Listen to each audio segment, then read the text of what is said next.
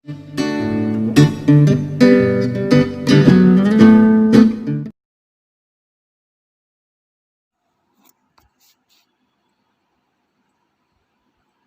Morning friends, welcome to everyone. Organic કેમેસ્ટ્રીની અંદર આપણે લાસ્ટ લેક્ચરની અંદર જોયું હતું ઓર્ગેનિક રિએજન્ટ જે 5 હતા એ કમ્પ્લીટ કર્યા હતા. તો આજે આપણે થોડું સિલેબસ ઉપર નજર કરી જોઈએ કે આપણે જે ઓર્ગેનિક એન્ડ એનાલિટિકલ કેમેસ્ટ્રી 304નો પેપર જે છે, બરાબર, કેમેસ્ટ્રીના તમારે 2 પેપર ભણવાના, ઇનઓર્ગેનિક એન્ડ ફિઝિકલ કેમેસ્ટ્રી 303 અને ઓર્ગેનિક એન્ડ એનાલિટિકલ કેમેસ્ટ્રી 304. તો તમારું organic and analytical chemistry 304 paper જે છે એની અંદર આપણે કેટલું જોયું એક નજર કરી જોઈએ. તો ફર્સ્ટ યુનિટ તમારું જે છે એમિનો એસિડ એ અને બી પાર્ટમાં છે, બરાબર. એમિનો એસિડ એ પાર્ટ છે અને સેકન્ડ પાર્ટ છે પ્યુરિન્સ એન્ડ યુરાઇડ કમ્પાઉન્ડ. તો આપણે બંને પાર્ટ જે છે એ કમ્પ્લીટ કરી નાખ્યા, એટલે કે યુનિટ 1 આખું આપણું કેવું છે, કમ્પ્લીટ થઈ ગયું છે. યુનિટ 2 જોઈએ તો યુનિટ 2ની અંદર ઓર્ગેનિક રિએજન્ટ અને સેકન્ડ પાર્ટ જે છે, ફર્સ્ટ જે છે એ organic reagent and second problem base on organic reaction, એટલે કે કાર્બનિક પ્રક્રિયાના તમારે દાખલા જે છે, પ્રોબ્લેમ્સ, એક્ઝામ્પલ્સ એ તમારે કરવાના છે. એ પાર્ટ જે છે રિએજન્ટ, એ આપણે 5 રિએજન્ટ જોઈ લીધા. Organic compound, organic reagent diazomethane, lead tetra acetate, lithium aluminium hydrate, Raney nickel અને સોડામાઇડ. 5 રિએજન્ટ આપણે જોઈ લીધા. એ 5 રિએજન્ટની પ્રિપરેશન એન્ડ એપ્લિકેશન્સ એ આપણે જોઈ ગયા, બરાબર. અને સેકન્ડ પાર્ટ જે છે problem base on organic reaction, એટલે કે કાર્બનિક પ્રક્રિયા જે છે તમારે એની તમારે એક્ઝામ્પલ્સ જોવાના છે.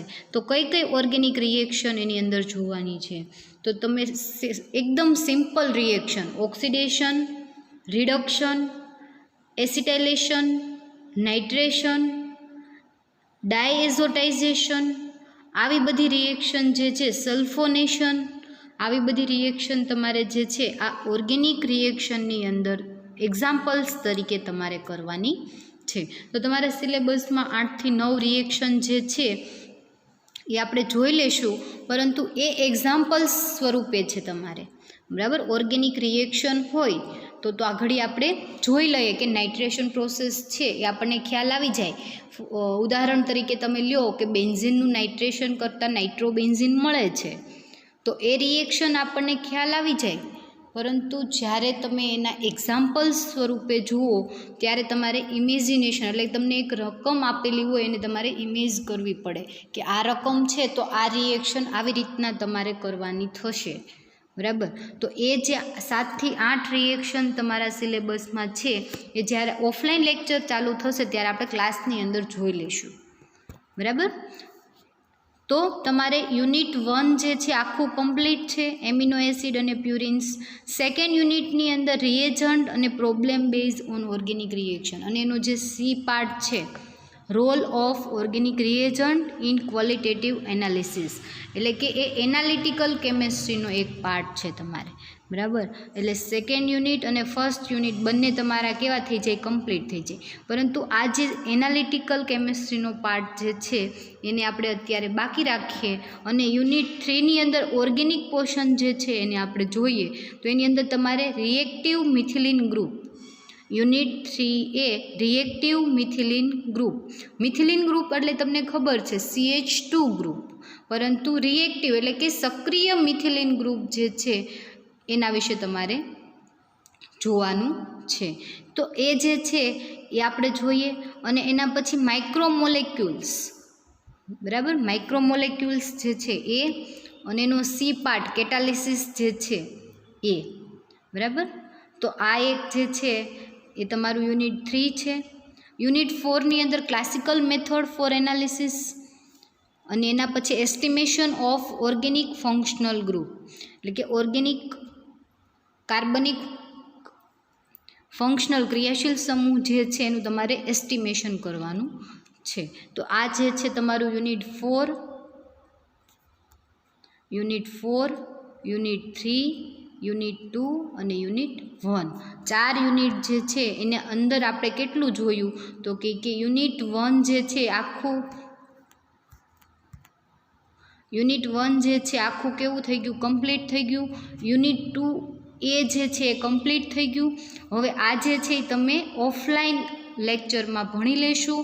એ તમારે ઓનલી ફોર એક લેક્ચરનું કામ છે, બરાબર, એ ત્યારે આપણે જોઈ લેશું. અને આ યુનિટ જે છે તમારો એનાલિટિકલનો છે, એને આપણે અત્યારે રહેવા દઈએ. અને યુનિટ 3 જે છે રિએક્ટિવ મિથિલિન ગ્રુપ, એને આપણે શરૂ કરીએ. હવે તમે જુઓ તો રિએક્ટિવ મિથિલિન ગ્રુપ જે છે એ આપણું યુનિટ કમ્પ્લીટ થાય એટલે તમારે 2 યુનિટ આખા કમ્પ્લીટ થઈ જાય, બરાબર. એક ઓર્ગેનિક રિએક્શન જે છે એ તમારે એક લેક્ચરનું કામ એ બાકી રહે.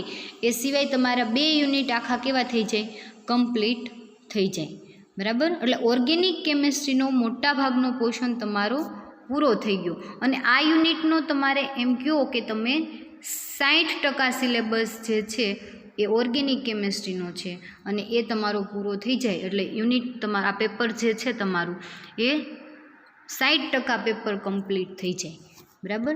કેટલો પાર્ટ તો કે યુનિટ 1,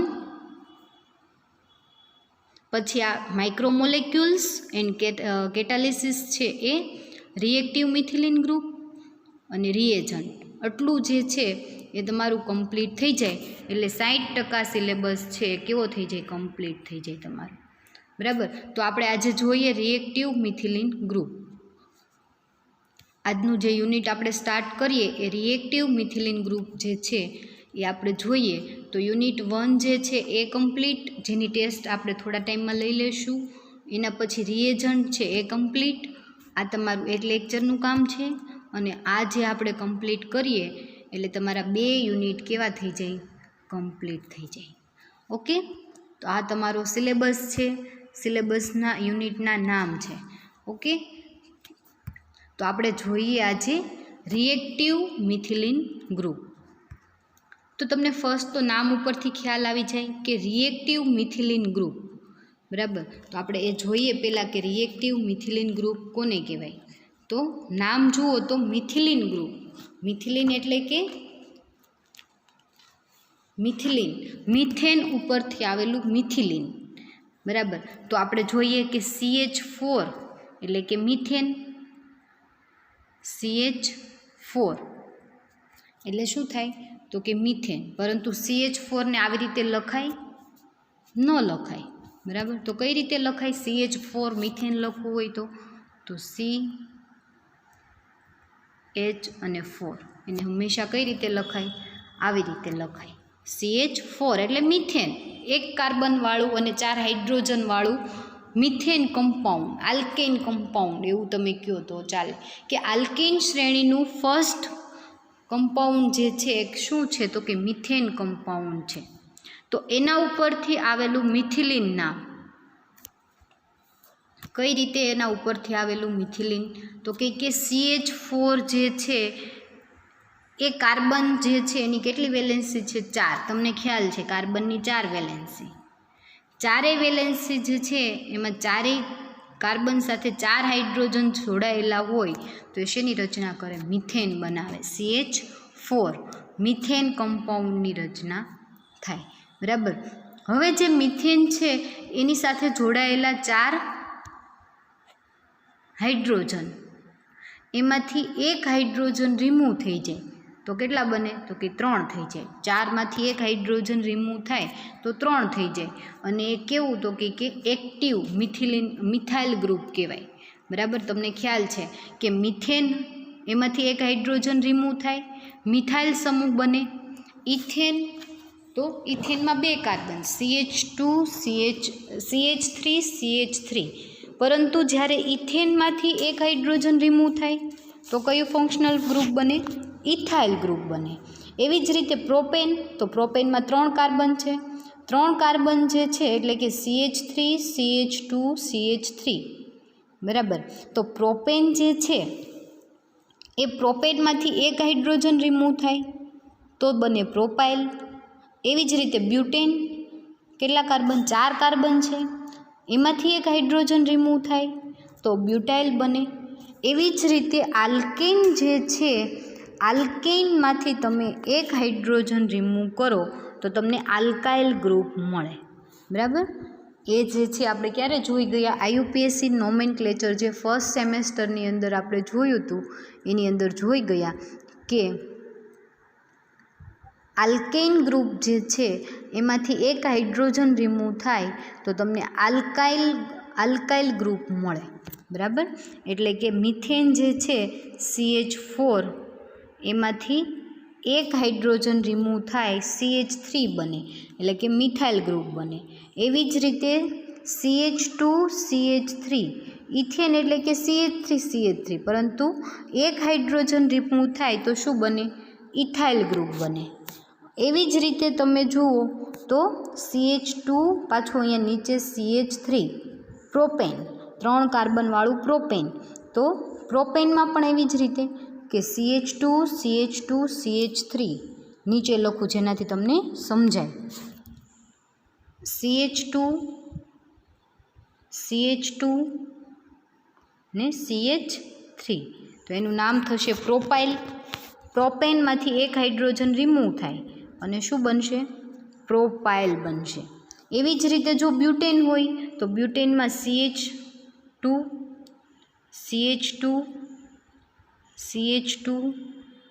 ને CH3. બરાબર. બ્યુટેન જે છે 4 કાર્બનવાળું CH3 CH2 CH2 CH3, પરંતુ એમાંથી એક હાઇડ્રોજન રિમૂવ થાય તો શું બને? બ્યુટાઇલ બને. તો આપણે જોવાનું છે મિથેન CH4. તો આ જે મિથેન છે એમાંથી એક હાઇડ્રોજન રિમૂવ થઈ અને CH3 બનાવશે અને બીજા કોઈ પણ કાર્બન સાથે જોડાવા માટે કેવો થશે? સક્રિય થશે. બરાબર. તો સક્રિય મિથાઇલ ગ્રુપ કહેવાય આને, નહીં કે મિથિલિન ગ્રુપ. બરાબર. સક્રિય મિથાઇલ ગ્રુપ. CH3 એટલે મિથાઇલ ગ્રુપ. તો આપણે તો જોવું છે રિએક્ટિવ મિથિલિન ગ્રુપ, એટલે કે સક્રિય મિથિલિન ગ્રુપ. તો કોને કહેવાય સક્રિય મિથિલિન ગ્રુપ? તો મિથેનમાંથી 2 હાઇડ્રોજન રિમૂવ થાય તો મિથિલિન બને. CH4 જે છે મિથેન એમાંથી એક હાઇડ્રોજન રિમૂવ થાય તો મિથાઇલ બને, પરંતુ એમાંથી હજી એક હાઇડ્રોજન રિમૂવ થઈ અને CH2 થઈ જાય તો જે આ બને છે એને કહેવાય સક્રિય મિથિલિન ગ્રુપ, એટલે કે રિએક્ટિવ મિથિલિન ગ્રુપ. શા માટે એને સક્રિય મિથિલિન ગ્રુપ કીધું? તો કે આ જે સક્રિય મિથિલિન ગ્રુપ છે એ બીજા કોઈ પણ 2 કાર્બન સાથે ઝડપથી જોડાઈ જશે અને એ રિએક્શન કરવા માટે કેવું થશે? એક્ટિવ થશે. બરાબર. એટલે એને સક્રિય મિથિલિન ગ્રુપ કીધું. તો હવે આપણે એક ઉદાહરણ જોઈએ કે સક્રિય મિથિલિન ગ્રુપ જે છે, બરાબર, તો CH2 તમને મેં કીધું કે CH2 બોન્ડ, તો એને સક્રિય મિથિલિન સમૂહ કહેવામાં આવે છે. જ્યારે આ મિથિલિન સમૂહ બીજા ઋણ આયન અથવા તો ઋણ સમૂહ, બરાબર, જુઓ અહીંયા તમને એક બતાવેલું છે, આપણે ઉદાહરણ પછી જોઈશું, પરંતુ આપણે સક્રિય મિથિલિન ગ્રુપ સમજી લઈએ એટલે તમને ખ્યાલ આવી જાય. બરાબર. તો જે આ સક્રિય મિથિલિન ગ્રુપ જે છે એ બીજા ઋણ સમૂહો, હવે ઋણ સમૂહ એટલે શું? તો કયા કયા ઋણ સમૂહ? તો કે આલ્ડીહાઇડ, કીટોન, પછી એસ્ટર અને કાર્બોક્સિલિક એસિડ. તો તમને એમ થશે આ તો 4 કાર્બોનિલ સમૂહ જ થયા. જુઓ, આલ્ડીહાઇડ, કીટોન, એસ્ટર અને એસિડ, 4 કેવા થયા? કાર્બોનિલ સમૂહ થયા. બરાબર. 4 જે છે શું છે? કાર્બોનિલ સમૂહ છે, પરંતુ આ 4 કાર્બોનિલ સમૂહ કેવા છે? ઋણ સમૂહ છે. એની સાથે કોણ જોડાશે? તો કે સક્રિય મિથિલિન સમૂહ જોડાશે. બરાબર. અને સક્રિય મિથિલિન સમૂહ જોડાય અને મિથિલિન સમૂહનો હાઇડ્રોજન પરમાણુ જે છે એ કેવો થશે તો કે આ ફંક્શનલ ગ્રુપ સાથે કીટો ઇનોલ ચલ રૂપકતા દર્શાવશે. એટલે કે હાઇડ્રોજન કેવો થશે સ્થળાંતરિત થશે. ફરી વખત જોઈ લો એક વખત શું કહે છે તો કે જે આ CH2 ગ્રુપ જે છે એ કોની સાથે તો કે આલ્ડીહાઇડ, કીટોન, એસ્ટર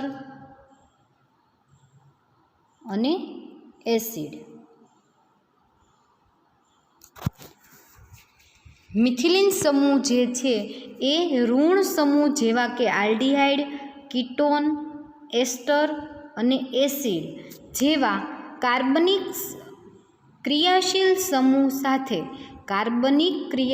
સમૂહ સાથે જોડાયેલા હોય ત્યારે શું કરશે તો કે મિથિલિન સમૂહનો હાઇડ્રોજન પરમાણુ જે છે એ કાર્બન તેની પછીના કાર્બન અથવા તો એની બાજુના કાર્બન અથવા તો એના જે કાર્બન છે એ પછીના સ્થાન ઉપર એટલે કે ત્રીજા સ્થાને આવેલા વિષમ પરમાણુ પર સ્થાનાંતરિત થાય છે.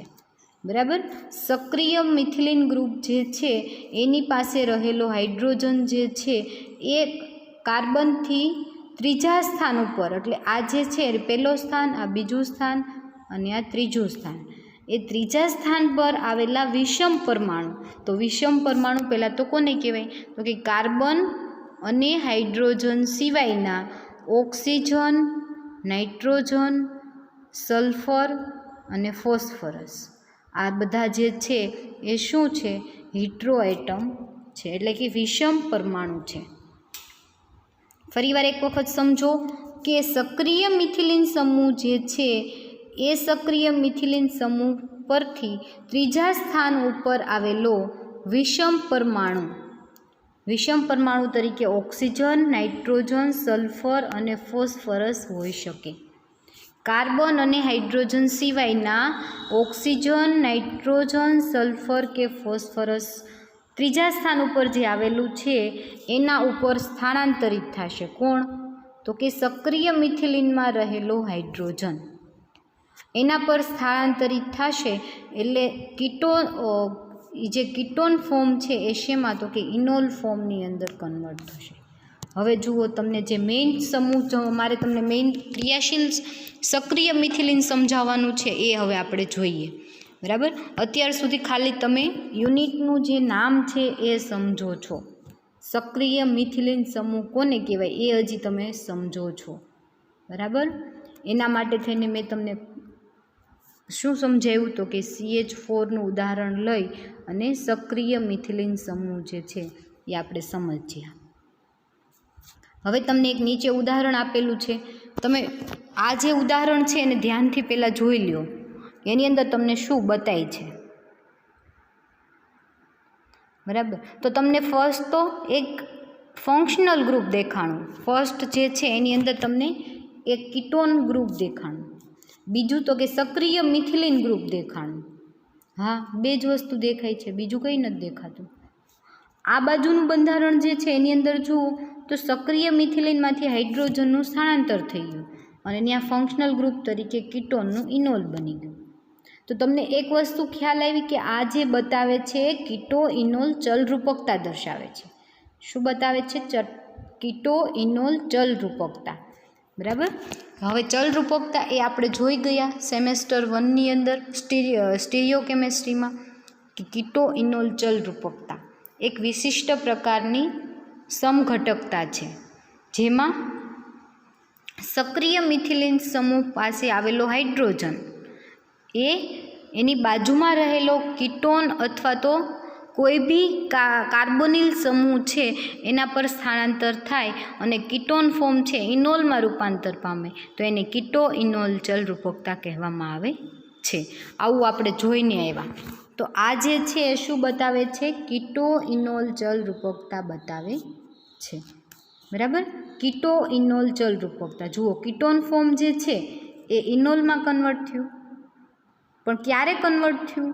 તો કે જ્યારે સક્રિય મિથિલિન ગ્રુપ જે છે, સક્રિય મિથિલિન ગ્રુપ ઉપરથી હાઇડ્રોજનનું સ્થાનાંતર કઈ જગ્યાએ ત્રીજા સ્થાને થાય, ત્રીજા સ્થાને હાઇડ્રોજનનું સ્થાનાંતર થાય તો એને સક્રિય મિથિલિન સમૂહ કહેવાય. હવે શોર્ટમાં એટલું સમજી લ્યો કે આપણે CH2 ફંક્શનલ ગ્રુપની વાત કરવાની છે. CH2 એટલે મિથિલિન અને એ પાછું કેવું તો કે રિએક્ટિવ એટલે કે સક્રિય મિથિલિન ગ્રુપ જે છે એના વિશે આપણે ભણવાનું છે આ યુનિટની અંદર. બરાબર. તો હજી એના પછી આપણે એક ઉદાહરણ જોઈ લઈએ. તમને ચલરૂપકતા સમજાણું કે આના ઉપર શું જોવા મળે છે, કીટો ઇનોલ ચલરૂપકતા દર્શાવે છે. અને ચલરૂપકતા જે છે એ ચલરૂપકતા દર્શાવવા માટે મિથિલિન સમૂહ જે છે એને સક્રિય મિથિલિન સમૂહ કહેવામાં આવે છે. આ જે મિથિલિન ગ્રુપ જે છે એને શું કહેવામાં આવે, સક્રિય મિથિલિન સમૂહ કહેવામાં આવે છે. હવે આપણે એના પછી ઉદાહરણ જોઈએ. બરાબર. આ જે બતાવે છે એ શું બતાવે છે, સક્રિય બોક્સ કરીને મેં બતાવ્યું તમને, જુઓ એ બોક્સ કરીને બતાવ્યું એ CH2 ગ્રુપ જે છે એ સક્રિય મિથિલિન સમૂહ છે. અને એની આગળ અને એની પાછળ બંને જગ્યાએ કયું ફંક્શનલ ગ્રુપ છે તો કીટોન.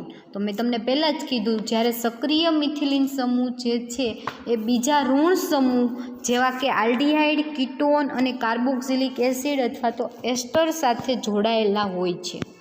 બરાબર. એની સાથે જોડાય અને શું બનાવે છે તો કે કીટો ઇનોલ ચલ રૂપકતા બતાવે છે. કોની સાથે જોડાય, કીટોન ઇનોલ, કીટોન ફંક્શનલ ગ્રુપ અથવા તો એસ્ટર, કાર્બોક્સિલિક એસિડ અથવા તો આલ્ડીહાઇડ કોઈ પણ સાથે જોડાય અને કીટો ઇનોલ ચલરૂપકતા દર્શાવે છે. અને કીટો ઇનોલ ચલરૂપકતા જે દર્શાવે છે એ શું છે તો કે એના માટે જવાબદાર સક્રિય મિથિલિન ગ્રુપ છે. બરાબર. કોણ જવાબદાર છે, સક્રિય મિથિલિન ગ્રુપ જવાબદાર છે. તો તમને આ ઉદાહરણ જે દેખાય છે એની અંદર જે વચ્ચેનું જે છે એ શું છે, સક્રિય મિથિલિન ગ્રુપ છે. તો હવે જે આવું સક્રિય મિથિલિન ગ્રુપ ધરાવતા હોય એવા આપણે ઉદાહરણ લઈ અને એના આપણે બંધારણ જોવાના છે. બરાબર. એ બંધારણ જે છે એની અંદર આપણે શું જોવાનું છે તો કે એ બંધારણની અંદર સક્રિય મિથિલિન ગ્રુપ કઈ રીતે રાસાયણિક પ્રક્રિયા બતાવે છે એ જોવાનું છે. તો આપણે હવે તમારા સિલેબસના પોઈન્ટ જોઈએ આપણે તો reactive methylene group unit 3A. Unit 3A તમારું જે છે શું છે, રિએક્ટિવ મિથિલિન ગ્રુપ. એની અંદર ફર્સ્ટ પોઈન્ટ ઇન્ટ્રોડક્શન, સક્રિય મિથિલિન સમૂહ કોને કહેવાય એ જોવાનું છે.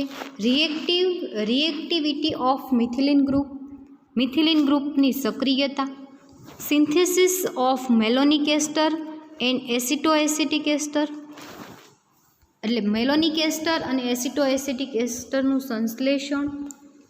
એના પછી applications of malonic ester and acetoacetic ester, minimum 15, બંનેની અંદર તમારે 15 એપ્લિકેશન્સ જોવાની છે. એસિટોએસિટિક એસ્ટર એન્ડ મેલોનિક એસ્ટર બંનેની સિન્થેસિસ વિથ એપ્લિકેશન્સ. એટલે તમારા સિલેબસની અંદર યુનિટ 3A જે છે રિએક્ટિવ મિથિલિન ગ્રુપ એની અંદર ટોટલ તમારે 2 ક્વેશ્ચન ભણવાના, એક મેલોનિક એસ્ટર એન્ડ એસિટોએસિટિક એસ્ટર. આ બંને ક્વેશ્ચનની તમારે સિન્થેસિસ એન્ડ એપ્લિકેશન જોવાની છે. આ બંને વસ્તુ તમે જોઈ લો એટલે તમારું યુનિટ કમ્પ્લીટ થઈ જાય. મેલોનિક ester and acetoacetic ester question તમને કઈ રીતે પૂછાય તો કે મેલોનિક એસ્ટરનું અથવા તો એસિટોએસિટિક એસ્ટરનું, કે મેલોનિક એસ્ટરનું સંશ્લેષણ આપી અને એની એપ્લિકેશન્સ રાસાયણિક પ્રક્રિયા સમજાવો. બરાબર. તમને એમ પૂછી નાખે કે 5, 7, 10 મિનિમમ તમને 10 કહી દે કે 10 એપ્લિકેશન્સ સમજાવવાની છે. તો તમારે આ જે છે યુનિટની અંદર એપ્લિકેશન્સ એ તમારે લખવાની રહી. અને એની સાથે તમારે કીટો ઇનોલ ચલરૂપકતા, મેલોનિક એસ્ટર એન્ડ એસિટોએસિટિક એસ્ટરની અંદર કીટો ઇનોલ ચલરૂપકતા ભણવાની છે. એ એક ક્વેશ્ચન નાનો છે પરંતુ આ બંને મેઇન ક્વેશ્ચન છે તમારા મેલોનિક એસ્ટર એન્ડ એસિટોએસિટિક એસ્ટર. અથવા તો એસિટોએસિટિક એસ્ટરનું બીજું નામ ઇથાઇલ એસિટોએસિટેટ. તમને એમ પણ પૂછી નાખે કે ઇથાઇલ એસિટોએસિટેટનું બનાવટ અને એના રાસાયણિક ગુણધર્મ સમજાવો. તો પણ તમારે એસિટો એસિટિક એસ્ટર જ એની અંદર આવે. ઓકે, એટલે ટોટલ તમારે 2 ક્વેશ્ચન છે આ યુનિટની અંદર ભણવાના. તો હવે આપણે બંને એસિટો એસિટિક એસ્ટર અને મેલોનિક એસ્ટરનું ઉદાહરણ જોઈએ કે એની અંદર સક્રિય મિથિલિન ગ્રુપ કઈ જગ્યાએ અને કેવી રીતે આવેલું છે. તો જુઓ, આ જે છે ફર્સ્ટ બીટા ડાયકીટોન, બીટા ડાયકીટોન એટલે CH3 સમૂહ, CH3ના બીટા સ્થાન ઉપર કીટોન, પરંતુ 2 કીટોન સમૂહ, એટલે એને શું કીધું? બીટા ડાયકીટોન. એનું કીટોન ફોર્મ છે, આ એનું ઇનોલ ફોર્મ છે. એની અંદર સક્રિય મિથિલિન ગ્રુપ આવેલું છે. સક્રિય મિથિલિન ગ્રુપ જે છે એ શું? સક્રિય મિથિલિન ગ્રુપમાંનો સક્રિય હાઇડ્રોજન એ ક્યાં શિફ્ટ થશે? તો કે એની બાજુમાં આવેલા 3rd નંબરના સ્થાન ઉપર આવેલા વિષમ પરમાણુ ઉપર. વિષમ પરમાણુ તરીકે અહીંયા શું છે? ઓક્સિજન છે. મેં તમને કીધું વિષમ પરમાણુ તરીકે ઓક્સિજન, નાઇટ્રોજન, સલ્ફર અથવા તો ફોસ્ફરસ હોઈ શકે. તો આ ઉદાહરણ જે છે આપણે પહેલાં શેની અંદર? બીટા ડાયકીટોનમાં જોઈએ, પછી એસિટો એસિટિક એસ્ટરમાં જોઈએ અને પછી મેલોનિક એસ્ટરમાં જોઈએ. બધાની અંદર આપણે કીટોઇનોલ ચલરૂપકતા જોવાની છે અને સાથે શું છે? તો કે સક્રિય મિથિલિન ગ્રુપ કઈ રીતે રિએક્ટિવ થાય છે, કઈ રીતે સક્રિય છે એ જોવાનું છે. તો અહીંયા રહેલો કીટોન ફંક્શનલ ગ્રુપ સાથે જોડાયેલો સક્રિય મિથિલિન ગ્રુપ CH2 ગ્રુપ કેવો થશે? સક્રિય મિથિલિન ગ્રુપ થશે. એ જે સક્રિય મિથિલિન ગ્રુપ જે છે એની એ બાજુમાં જોડાયેલા કીટોન ગ્રુપ સાથે, બાજુમાં રહેલા કીટોન ગ્રુપ સાથે, એટલે કે સક્રિય મિથિલિન ગ્રુપ જે છે CH2 એના પછીનો કાર્બન જે છે એ કેવું સેકન્ડ સ્થાન થશે? આ ફર્સ્ટ. અને એના પછી રહેલો વિષમ પરમાણુ ઓક્સિજન એ કેવું? ત્રીજું સ્થાન થશે. સક્રિય મિથિલિનમાં રહેલો હાઇડ્રોજન જે છે એ ત્રીજા સ્થાન ઉપર આવેલા ઓક્સિજન પાસે શિફ્ટ થશે અને કીટોન ફોર્મ શેમાં કન્વર્ટ થશે? ઇનોલમાં. અને કાર્બન વચ્ચે ડબલ બોન્ડ બની જશે. ઓકે, કીટો ઇનોલ ચલરૂપકતાની અંદર હાઇડ્રોજનનું સ્થળાંતર થાય અને સાથે ડબલ બોન્ડ પણ કેવો થાય? સ્થળાંતર થાય. અહીંયા હું તમને બતાવતા સેજ ભૂલી ગઈ હતી, બરાબર. આ ઉદાહરણ જે છે એ કીટોન ફોર્મ ઇનોલમાં કન્વર્ટ થયું, સક્રિય મિથિલિન પાસેથી હાઇડ્રોજન ઓક્સિજન પાસે શિફ્ટ થયો, પરંતુ જ્યારે હાઇડ્રોજન શિફ્ટ થાય છે ત્યારે કાર્બન ઉપર એક વેલેન્સી કેવી થાય છે? ખાલી થાય છે. કાર્બન ઉપર એક વેલેન્સી ખાલી થાય છે, આ ઓક્સિજન સાથે એક વેલેન્સી ખાલી થાય છે. એ બંને વચ્ચે કેવો? તો કે ડબલ બોન્ડ બની જશે. ઓકે, એટલે સિંગલ બોન્ડ શેમાં કન્વર્ટ થશે? ડબલ બોન્ડમાં કન્વર્ટ થશે. એટલે અહીંયા જે સિંગલ બોન્ડ હતો એ ડબલ બોન્ડ થઈ ગયો. કીટોન ફોર્મ હતું એ ઇનોલમાં કન્વર્ટ થયું અને સક્રિય મિથિલિન પાસેથી હાઇડ્રોજન ઓક્સિજન પાસે શિફ્ટ થયો. એટલે એ જે આખી રિએક્શન જે છે એ રિવર્સિબલ પ્રોસેસ છે. એટલે કીટોનનું ઇનોલમાં અને ઇનોલનું કીટોનમાં સતત રૂપાંતર થાય છે. એટલે કેવી? તો કે એકબીજામાં રિવર્સિબલ રિએક્શન છે. ઓકે, એ સેજ તમને કહેવાનું રહી ગયું હતું. ફરી વખત આપણે આવી જઈએ ડાયકીટોન ઉપર. બીટા ડાયકીટોન. બીટા ડાયકીટોનમાં સેમ એ જ ઉદાહરણ કે વચ્ચે રહેલો CH2 સક્રિય મિથિલિન ગ્રુપ જે છે એની પાસે રહેલો હાઇડ્રોજન કીટોન ફંક્શનલ ગ્રુપમાં રહેલો ઓક્સિજન સાથે જોડાઈ જશે અને એમના વચ્ચે ડબલ બોન્ડ જે હશે કેવો થઈ જશે? બ્રેક થઈ જશે અને કાર્બન ડબલ બોન્ડ બની જશે. એટલે સક્રિય મિથિલિન ગ્રુપ જે છે એ હાઇડ્રોજનનું શું કરી દે છે? તો કે સ્થળાંતર કરે છે અને ઓક્સિજન સાથે જોડાઈ જાય છે અને કીટોન ફોર્મ ઇનોલમાં કન્વર્ટ થાય છે. તો આ જે છે કીટો ઇનોલ ચલરૂપકતા. હવે એના પછી આપણે જોઈએ તો એસિટો એસિટિક એસ્ટર. એનું બીજું નામ છે ઇથાઇલ એસિટો એસિટેટ. હવે જે આ એસિટો એસિટિક એસ્ટર અને ઇથાઇલ એસિટો એસિટેટ જે છે એ જ તમારે યુનિટની અંદર જોવાના છે. આગળ આપણે જોઈશું એટલે આ બંને ઉદાહરણને લઈ અને આપણે આખું યુનિટ જોવાનું છે. તો આ જ બંધારણ જે છે એને માઇન્ડની અંદર ફિટ કરી દેજો કે કઈ જગ્યાએ CH3 ગ્રુપ, કઈ જગ્યાએ સક્રિય મિથિલિન ગ્રુપ અને કઈ બાજુ ઇથાઇલ ગ્રુપ આવેલું છે.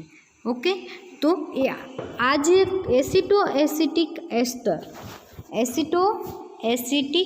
એસ્ટર અથવા ઇથાઇલ એસિટો એસિટેટ, બરાબર, ઇથાઇલ એસિટો એસિટેટ. તો ઇથાઇલ પહેલાં તો C2H5 એટલે ઇથાઇલ ગ્રુપ, પછી એસિટો CH3 C double bond O એટલે એસિટો, અને આ acetate CH2 C double bond O અને સાથે O એટલે એસિટેટ. એક એસ્ટર ગ્રુપ, આ એક એસ્ટર ગ્રુપ, આ કીટોન ગ્રુપ અને આ આલ્કાઇલ ગ્રુપ. એટલે ટોટલ 3 ફંક્શનલ ગ્રુપ. એક ઇથાઇલ એટલે ઇથાઇલ એસિટો એસિટેટ, બરાબર, ઇથાઇલ એસિટો એસિટેટ. એની અંદર વચ્ચે રહેલો CH2 ગ્રુપ એટલે કે સક્રિય મિથિલિન ગ્રુપ એ શેની અંદર કન્વર્ટ થશે? તો કે બાજુમાં રહેલો કીટોન ગ્રુપ જે છે એ ઇનોલમાં કન્વર્ટ થશે અને બંને વચ્ચે કેવો બોન્ડ બની જશે? ડબલ બોન્ડ બની જશે. એટલે એ કીટો ઇનોલ જલરૂપકતા દર્શાવે છે અને સતત એકબીજામાં કેવો છે? તો કે સતત પરિવર્તનશીલ છે, રૂપાંતરિત છે. કીટો ઇનોલ જલરૂપકતા દર્શાવે છે. એવી જ રીતે જુઓ તો મેલોનિક એસ્ટર, તો મેલોનિક એસ્ટરની અંદર પણ એને ડાયઇથાઇલ મેલોનેટ પણ કહેવાય અથવા તો મેલોનિક એસ્ટર પણ કહેવાય. આને એસિટો એસિટિક એસ્ટર અથવા તો ઇથાઇલ એસિટો એસિટેટ કહેવાય. તમને એનું અણુસૂત્ર પૂછે તો તમે આવી રીતે CH3 CO CH2 COO C2H5. હવે આપણે જોઈએ કે બંને વચ્ચે શું ડિફરન્ટ છે. તો આ ડાય કાર્બોક્સિલિક એસ્ટર છે અને આ કીટો એસ્ટર છે, બરાબર. એક ડાયકાર્બોક્સિલિક એસ્ટર છે અને એક જે છે એ કેવું છે? કીટો એસ્ટર. એટલે આની અંદર એક કીટોન ગ્રુપ હતું અને એક એસ્ટર ગ્રુપ હતું. હવે આની અંદર બંને એસ્ટર ગ્રુપ છે અને 2 ઇથાઇલ ગ્રુપ છે એટલે એને ડાયઇથાઇલ મેલોનેટ કીધું. જુઓ OC2H5 OC2H5 અને 2 C ડબલ બોન્ડ O અને સાથે સક્રિય મિથિલિન ગ્રુપ. એટલે કીટો એસ્ટર અને એસિટો મેલોનિક એસ્ટર જે છે એમના વચ્ચે ખાલી કેટલો ફેર છે? તો કે અહીંયા મિથાઇલ ગ્રુપ જે છે શેમાં કન્વર્ટ થઈ ગયું? ઇથાઇલ ગ્રુપમાં કન્વર્ટ થઈ ગયું. પરંતુ અહીંયા કીટોન ગ્રુપ નથી, અહીંયા એસ્ટર ગ્રુપ છે. એટલે 2 એસ્ટર ગ્રુપ આવેલા છે. એટલે કીટોન ગ્રુપ આપણે આમ જોઈએ તો એનું કીટોન ફોર્મ છે, કાર્બોનિલ સમૂહ છે. કાર્બોનિલ સમૂહ બધા જ ધરાવે. કોણ કોણ? તો કે કીટોન, આલ્ડીહાઇડ, એસિડ અને એસ્ટર. આ બધા જ ક્રિયાશીલ સમૂહ જે છે એ કાર્બોનિલ સમૂહ ધરાવે. અને કાર્બોનિલ સમૂહ એટલે કે C ડબલ બોન્ડ O, જેને કાર્બોનિલ સમૂહ કહેવાય. એટલે એ કાર્બોનિલ સમૂહ જે ધરાવશે એ બધા જ શું બતાવે છે? કીટો ઇનોલ જલરૂપકતા દર્શાવે છે, બરાબર.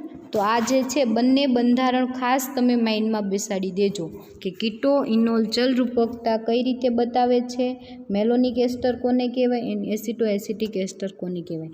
અને આના પછીના લેક્ચરની અંદર આપણે મેલોનિક એસ્ટરથી યુનિટ સ્ટાર્ટ કરશું કે મેલોનિક એસ્ટરની બનાવટ આપી અને એનું એપ્લિકેશન સમજાવો, બરાબર. અને એ પૂરું થઈ જાય એટલે આપણે એસિટો એસિટિક એસ્ટર જોઈ લઈશું. એટલે આપણે 2 યુનિટ કેવા થઈ જાય? કમ્પ્લીટ થઈ જાય. તો આ બંને ઉદાહરણ યાદ રાખી લેજો. કીટો ઇનોલ જલરૂપકતા દર્શાવે છે એ જોઈ લેજો. ઓકે. એટલે આખું યુનિટનું જે આપણે જોયું એની અંદર આપણે 2 ક્વેશ્ચન જોવાના છે. કીટો ઇનોલ જલરૂપકતા અને આ જે સિલેબસ જોયો, સિલેબસની અંદર આપણે યુનિટ 1 કમ્પ્લીટ, યુનિટ 2ની અંદર આપણે ઓર્ગેનિક રિએક્શન રહેશે અને આ સક્રિય મિથિલિન ગ્રુપ પૂરું થાય એટલે 2 યુનિટ કેવા થઈ જાય? કમ્પ્લીટ થઈ જાય. એટલે આપણું 60% સિલેબસ જે છે એ કમ્પ્લીટ થઈ જાય. હવે આની અંદર તમારે આ 1 યુનિટ, 2 યુનિટ, આ 2 થોડા મોટા છે, આ થોડું નાનું યુનિટ છે, આ પણ થોડું નાનું છે, બરાબર. બટ મોસ્ટલી તમારો સિલેબસ કમ્પ્લીટ થઈ જાય એવું છે. એટલે જો હજી રીડિંગ ચાલુ ન કર્યું હોય તો રીડિંગ ચાલુ કરી દેજો, કેમ કે ગમે ત્યારે એક્ઝામ આવી શકે, બરાબર. એટલે તમારી રીતે તમે થોડી આપણે વધારે રીડિંગ નહીં પરંતુ થોડું રીડિંગ કરતું રહેવાનું રોજનું રોજ. ઓકે. એટલે એકસાથે આપણે દોડવું ના પડે. નકર તો આપણને તો એ જ આવડતું હોય કે ચલો એક્ઝામ આવી, હવે વાંચવાનું ચાલુ કરી દઈએ, ત્યાં સુધી આપણે કંઈ એક્ટિવ તો થઈએ નહીં. એટલે આપણે યુનિટ પણ આપણે રિએક્ટિવિટીનું ચાલુ કર્યું છે, તો સાથે સાથે તમારું રીડિંગને પણ સક્રિય કરી દેજો, રિએક્ટિવ કરી દેજો.